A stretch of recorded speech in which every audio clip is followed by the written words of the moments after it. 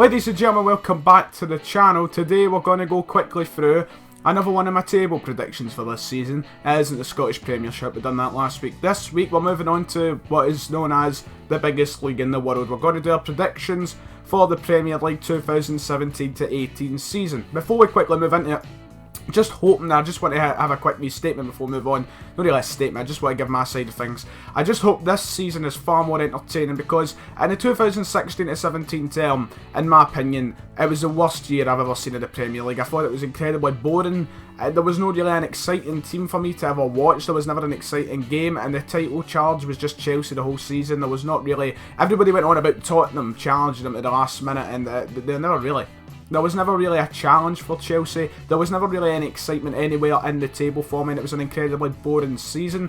I don't know if I'm saying that because I'm biased maybe towards Manchester United, which we'll see later in the video probably, but it's not. I just didn't think there was the same excitement. I don't know if that's because they were coming off the back of such a fantastic season with Leicester winning the title, and it just couldn't live up to that. It couldn't have the same sort of effect on anyone, that there was as much excitement. But it was just incredibly boring for me, and I'm hoping this season will be a lot different.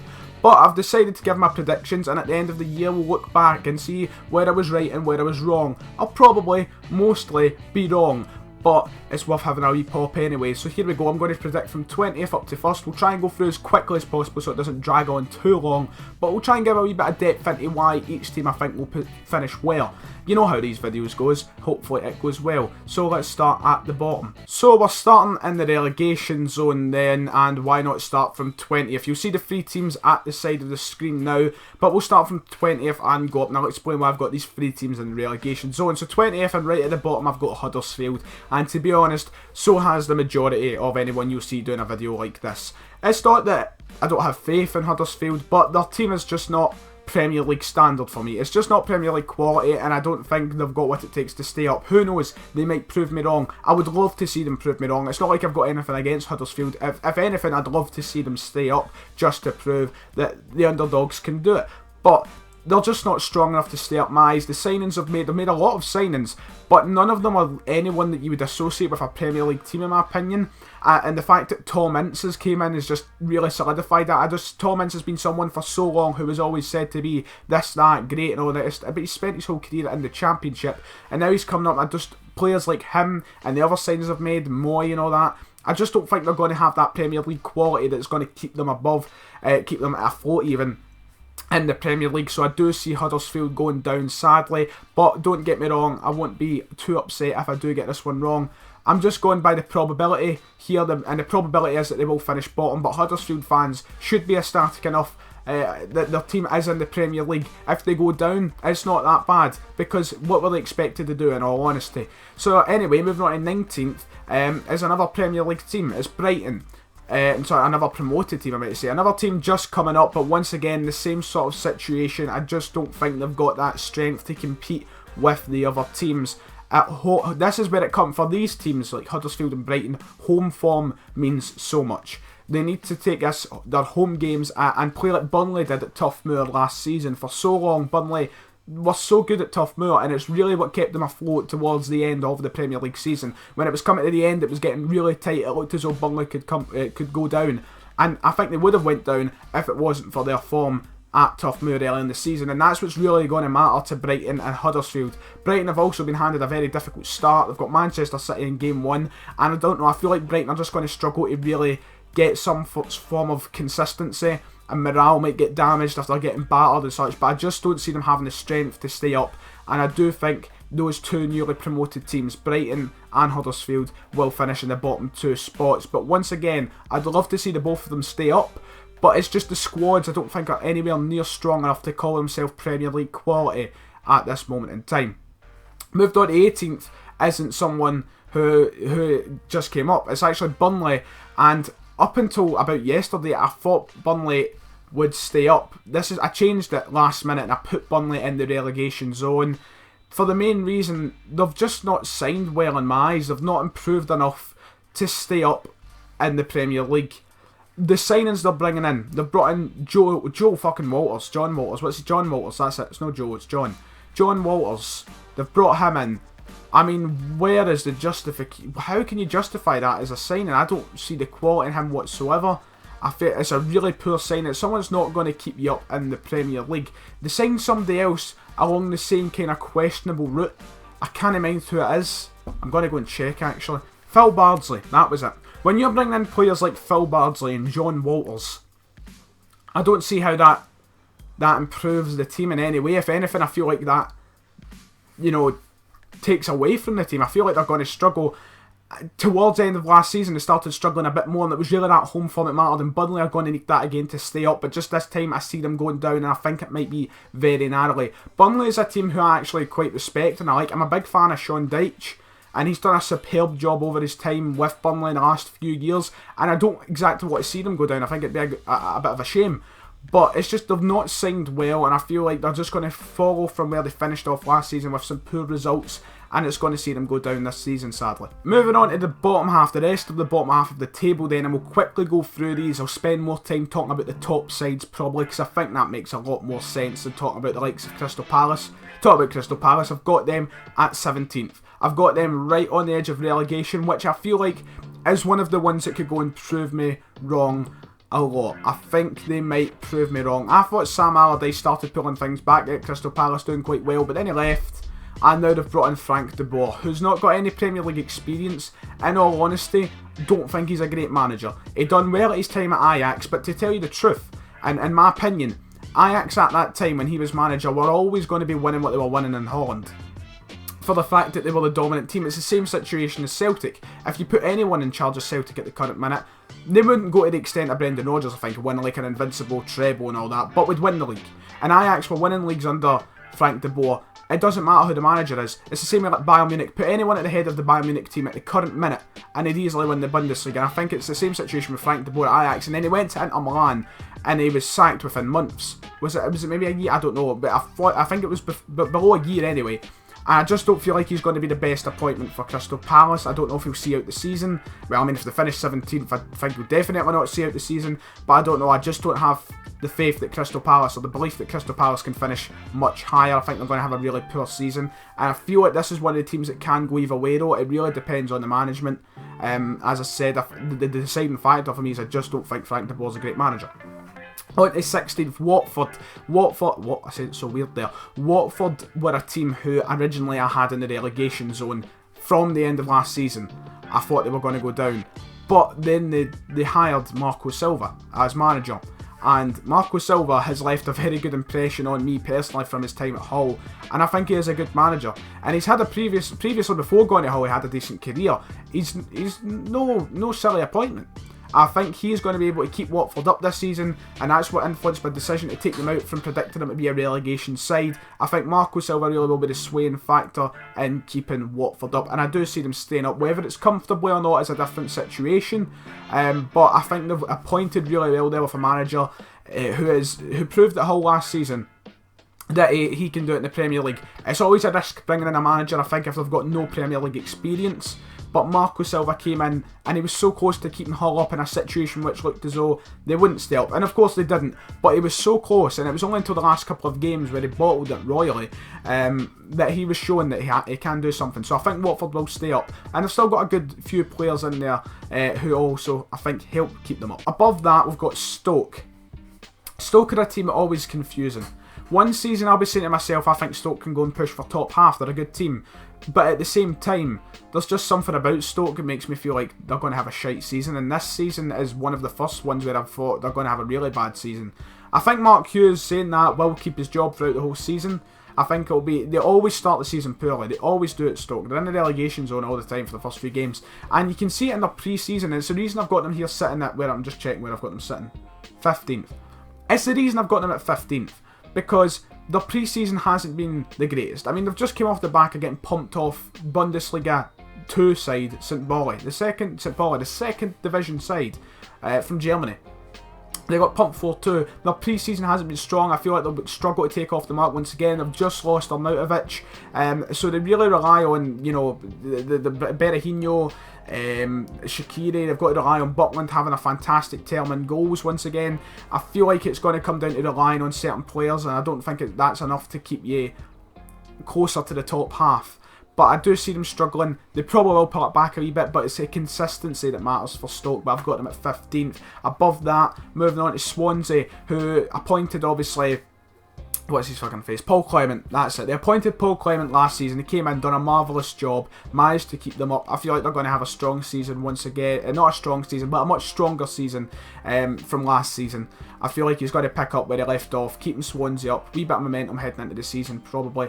Not much to say about Swansea. I do see them staying up, though. I see Paul Clement keeping his job. He's came in, he's done a good job, and I think he'll continue that. That's basically all I've got to say about Swansea. But above Swansea, and I think this one, I feel like a lot of people might be thinking I'm overestimating them. I've got Newcastle at 13th, and I feel like a lot of people would think that I should have them lower down in the table. There's one thing about Newcastle, and I'm really surprised that Rafa Benitez, there was all this talk going about that he was going to leave if he didn't get the money to spend. He's not left, which means he has been given money. But he's made he's made decent signings, but there's been no one who I expected. I expected at least maybe one marquee signing who would really stand out. But the signings he's brought in, unknown to me, probably unknown to a lot of people, and he's not spent the money in the ways I thought he would have. And the squad at this point doesn't seem like a squad I'd expect to do well, but because Rafa Benitez is manager, and obviously we know Rafa Benitez is manager of Real Madrid, he's won the Champions League, he's managed Liverpool, all this. I think that's the main reason I think they will finish above teams like Stoke, Swansea and such. I feel like Rafa Benitez will be the factor in that. The squad doesn't seem that strong at the minute. Maybe there's a few more signings to come in. And I feel like he does need a few more signings to come in. But I do see them doing quite well this season. Don't see them going into the top half, mind you. But I see them having a strong season nonetheless. Mostly due to Rafa Benitez. 12th. West Brom. West Brom at 12. West Brom are the team, aren't they? They're just Tony Pulis. He might not play the most entertaining of football, but he knows what he's doing. You've got to give hats off to him. No pun because he wears a hat, no pun intended. You've got to give hats off to him. He knows what he's doing. It might not be entertaining, but last year had an extremely successful season. He finished, what was it, 10th? Did they finish in the top half? 9th maybe? I don't know. I think it was like 10th. I had a very strong season with West Brom. And I feel like this season, he's going to have a strong season again. But because it's so close, I have got them in the bottom half here, sitting 12th. But not much to say about West Brom. I don't think they've had the greatest of transfer windows. Mind you, the only player that I can think of the top of my head that they've signed is Jay Rodriguez. And to me, that isn't a great signing. I don't think Jay Rodriguez is that special. But they brought him in. I see 12 for West Brom. And closing off the bottom half of the table, I've got Southampton. They're going to lose Van Dijk, let's be honest, he's gone, and with that happening, we'll need to see how they improve. But at the current minute, from the situation that Van Dijk will 99% leave, probably, there's a 99% chance he will leave, I can't tell what improvements they're going to make. And without those improvements taken into consideration, I've got them in the bottom half. Still don't know what they're going to play like under this new manager. They've brought in this Pellegrino guy, so I don't know how they're going to play, and I don't know how they're going to improve the money they make off Van Dijk, and without Van Dijk, it's a massive loss. So I've got them in the bottom half. I just don't see them having as good a season as you'd typically expect the last few years from Southampton. They really need to improve the money they get for Van Dijk, in my opinion, but we'll see how it goes, and that's how I've got the bottom half. I feel like I might have to rush this bit a bit more so we can talk about the top teams in a little bit more depth, because that's really where the most conversation is. So I've got to quickly look over here to see where I've definitely got the teams. From 10th to 7th, I've got Leicester, Bournemouth, West Ham, Everton. Everton are the team for me who I really want to see have a good season. They've signed so well in my opinion, and in the Premier League arguably have won the transfer window. Out of all the Premier League teams, you could arguably say they've won the transfer window. Great signings from Coleman. They've got a great manager in Coleman. There's a really good team chemistry about Everton that we've seen last season. They can go on, they can beat the big teams. They've got some form of consistency to them as well. And I feel like they could really go on and challenge to try and get into that top 6. Will it be too difficult? Are those top six teams too strong for Everton? We'll have to wait and see. But with the signings I've made, Rooney, Sandros, Keane, Pickford, all these different players classing, they really have a shout of trying to challenge teams like Arsenal, like Spurs, all the rest of it, to get into that upper tier of the league. And I hope they do manage to do it. I'd love to see them do it. Well, there's a question. West Ham, team potentially I'm really overestimating once again, like Newcastle. I think their season will go one of two ways. I think Slaven Bilic has gone into the season with a lot of pressure on him. He didn't have a great season last year. He could easily be the first manager to be sacked. without a doubt, could be the first manager to get sacked this season. But once again, same situation as Everton, they have signed well. Mourinho said it himself, they're signing like they want to go somewhere. They've brought in Joe Hart, they've brought in Chicharito, they've brought in Arnautovic. They are 3 top signings in their own, and they really should be having a strong season. I think it comes down to trying to adjust into the new stadium, and I think that's where their downfall was last year. Along with the fact, obviously, the whole Payet situation and the morale within the team about that. But with these signings they've made, hopefully with them adjusting into the stadium in the second season, they should be having a strong year. And I don't think I'm being that ridiculous by putting them back in a position where they were a couple of years ago in the last season, in the bowling ground. They've got a lot of strong players who should be taking them to that sort of position in the league. And I would hope that they can, for the sake that they should be. And that's why I've got them so high up. Leicester and Bournemouth, not much to say, just had very strong season. Well, Bournemouth had a very strong season last year. Eddie Howe doing a marvellous job. Once again, signed well. Ake, Defoe will be a fantastic signing for Bournemouth if he carries the form that he has had for so many years now into this Bournemouth team. They should be flying back into the top half again, and I'd love to see them do it again. Bournemouth really turning into that kind of team where they just take you by surprise and you want to see them do well. And then finally on to Leicester. Obviously didn't have the best of title defences, they got rid of Ranieri, but I feel like they are picking themselves back up. They've brought in Iheanacho, trying to improve, and I feel like they'll have a decent season. Whether they start well or not, the consistency I think will be off for Leicester, but I can see them, I can see them going for mid-table again, probably about 10th place as I have them here. Hopefully a bit better, but I've got them at 10th. Right, one at a time, we'll head through the top 6. We'll try and get on quite quickly and I won't ramble too much, hopefully 6. I've got Tottenham. I feel like I'm going to get a lot of abuse and question for this decision, but I just feel like the whole Wembley situation is going to make Tottenham struggle. They've had 2 very strong seasons in a row now. 2 seasons where they have been the closest thing to title challengers as we could get the past couple of years. Last year there was never really anybody who I thought challenged Chelsea, as I said at the start of the video, but Tottenham were the closest. And they've had 2 really back-to-back strong seasons, but they've proved time and time again they can't play at Wembley. They can't play on a massive pitch. The fans are so close to them at White Hart Lane, Wembley a bit further away. I feel like it's a whole change of atmosphere. They're going to have to get used to it, and it might take them a bit more time. Now, I could be completely wrong. Maybe they're set up for this. Maybe they're prepared mentally, physically. They might be prepared heading in. I hope Pochettino has, but I just feel like they're going to struggle because of the whole situation not at White Hart Lane, and I see them slipping quite a bit. These are the bastards that are going to prove me wrong. Probably, and we'll finish second, maybe first, maybe third, who knows. But I've got them at 6, just my prediction. That's all I'm going to say. They've got such a strong team, but also, where is the signings? Where is these, I don't have a problem with it, but it's just to compete now with the Premier League top teams. You need to spend money, pretty much. If you want to be up there, you need to spend money. Leicester proved us wrong in that a couple of years ago. Tottenham have, relied a lot on youth, and they proved us wrong last season with that.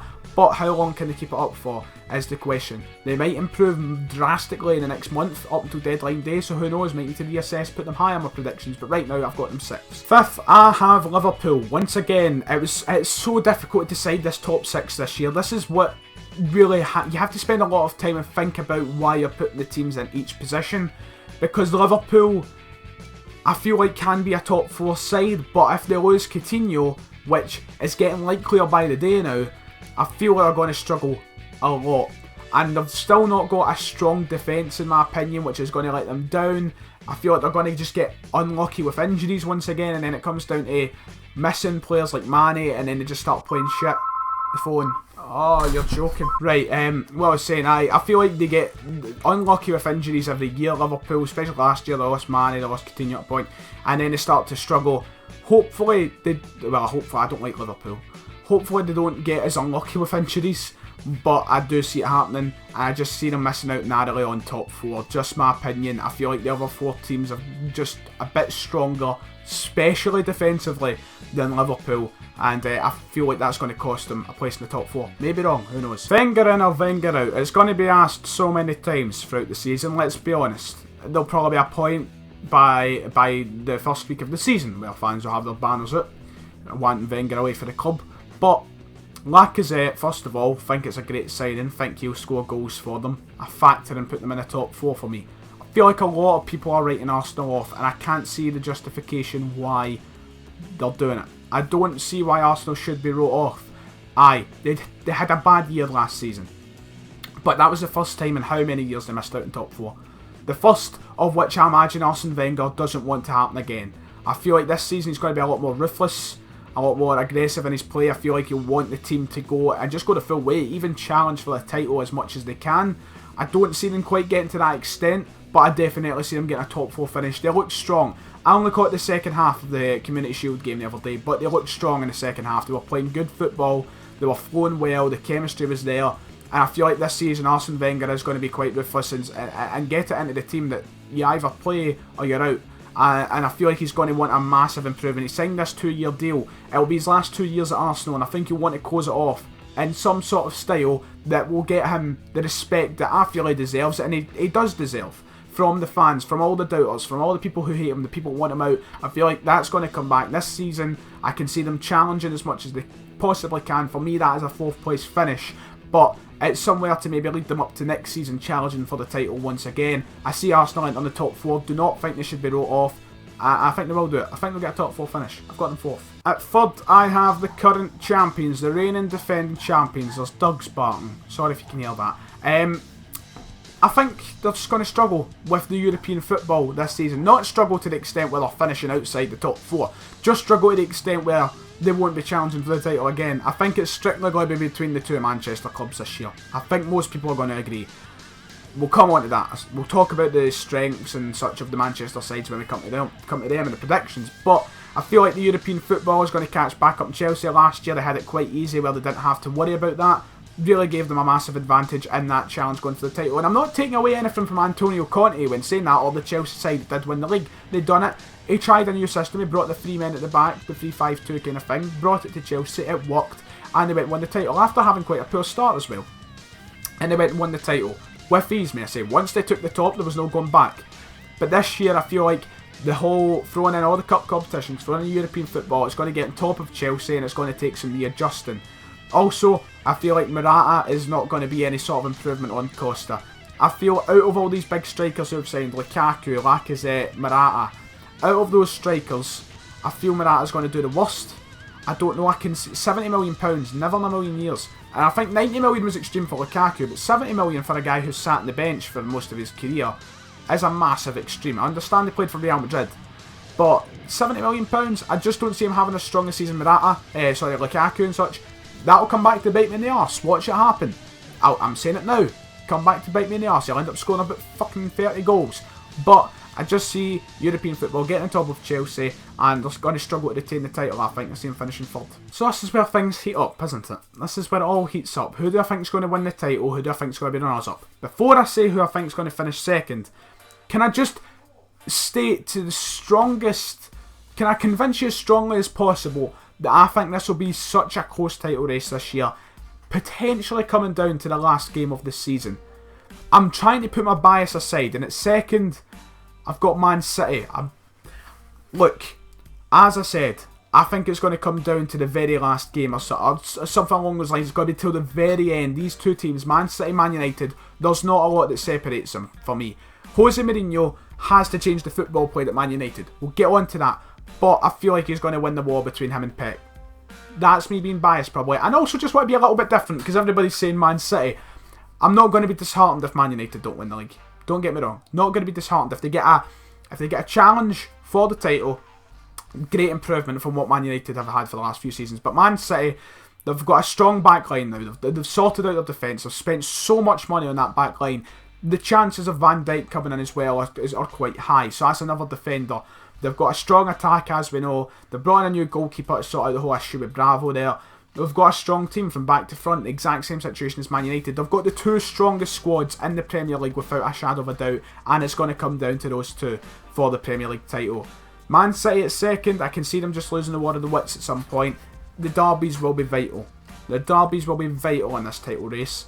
But I've got Man City 2nd, which means 1st I've got Man United. I feel like There's just not one bad player in the park. They've had a strong pre-season. Things are looking good. And it feels like the same every year. So they've got a strong squad, had a good pre-season, and then they've went disappointed. But there's generally a few this time around Manchester United that they can go and do it. This could be the year. Mourinho has statistically proven in the past that the second season is his season. So many times, and I feel like that's going to happen again. I feel like he's going to prove once more that second season's his season. He's going to go and do it. I hope he does it. Put my bias out there. But as I said, very close title race. Not much separating them whatsoever. He just needs to sort out the football in the park. Last season it was boring, it was bland in the Premier League anyway, and that was mostly because I think he was prioritising the Europa League. This season, we'll see how it goes with the European competition added. Will he prioritise Champions League? I don't think he will, because realistically Man United aren't going to win the Champions League. They could give a valid effort, but it's not going to happen, I don't think. So the Premier League will come first for me, and I feel like he's going to change the style of football, and in pre-season we've seen glimpses of that, especially against Man City and Real Madrid. They went out and attacked. The players were getting to use their creative freedom instead of having to sit behind the ball and defend like last season in the Premier League. And I feel like it's going to be a bit of a change from Mourinho tactically, which will allow them to go for the league title. And that's about it, isn't it? There we go, done the whole thing. So ladies and gentlemen, if you did enjoy the video, make sure to hit like and subscribe. If it's the first video you watched on my channel, then sorry if you can't understand the accent if you're from down south watching, but oh well. I hope you did enjoy. Let me know what you think. If you disagree and you want to fucking give me abuse, give me pelters, fire away, because I know for a fact there's some questionable decisions. Man United, Spurs, West Ham, where I put all of them can be questionable. It's just my opinion, and we'll see how wrong I am at the end of the season, won't we? That's the beauty of it. So like and subscribe, as I said, share all that good shit. Ladies and gentlemen, from me, Ryan Winnet, I'll see you all next time.